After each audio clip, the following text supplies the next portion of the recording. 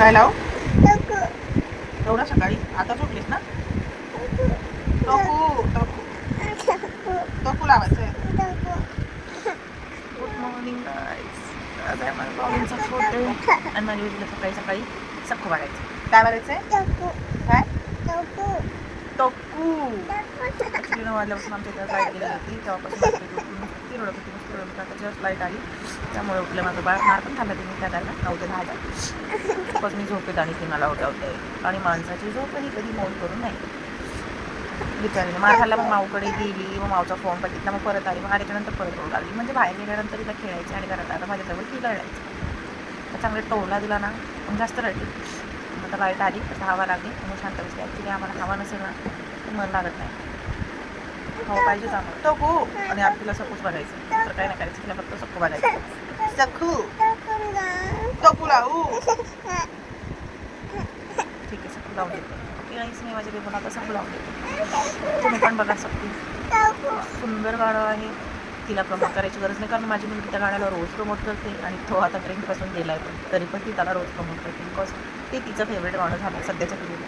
टकू अगे सकू काय ना बाबा चाय पाणी नाही करायचं सकूच बघायचं ना. हे गाणंचं खूप फेवरेट आहे गाईज. त्यामुळे कधी पण सकू सकू सकू सकूच करत असते. या अगोदर ती हिंदी गाण्यांच्या मागे खूप लागायची तर हिच्यामुळे आता मला लावावी लागली टी व्ही. बट टी व्हीला माझ्या मम्मीने गाणे लावून ठेवले होते दुसरेच आणि ती लावत होती नेल पेंट माझ्या बहिणीकडून. सो त्यांचं पण बघा टाईम काय काय नाही मस्त पार्लरसारखे सजत बसलेत मॅक्शीवरती आणि आम्ही दोघी आम्हाला बघायचीत गाणी. आणि यानंतर माझ्या मम्मीने गाणी लावली कोणती दादा कोंडकेची. ॲक्च्युली तो तिचा खूप फेवरेट हिरो आहे. सो आज तर आम्ही माहिली की घरीच आहोत म्हणजे ती तर रोजच असते बट मी पण आज घरीच आहे.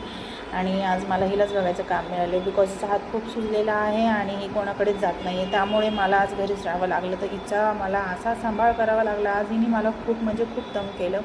आणि मग रात्रीच्या वेळेस असं झालं की खूप रडली आणि मग त्यानंतर बसली जेवायला. साखरभात तिला खाऊ लागली तर खुशी तिला पिडू लागली. सगळे झोपले होते आजूबाजूला आणि ती जेवण करत होती आणि त्यासोबत मी पण थोड्याशा डाळीतले फळं खाऊ लागले. तर त्यानंतर जान्हवी आली घरात कॅडबरीज वगैरे घेऊन. तर मॅडम आमच्या मॅगी वगैरे खात होत्या जेवण करत होत्या. गेल्या जान्हवीकडे आणि इतक्या तिच्या पप्प्या घेऊ लागल्या फक्त याच्यासाठी की तिला खायचं होतं चॉकलेट. असं मागून तिच्याकडून चॉकलेट घेत होती. तिला पप्प्या देऊ ते पण जबरदस्ती पप्पी देऊ लागली तिला आणि खाऊन म्हणू लागली की खूप छान आहे. तिला खूप आवडत होतं. खूप मजा येत होती आणि मुली पण तिच्या खूप मजा घेत होत्या. आम्ही पण खूप हसत होतो. सो खूपच्यासाठी बस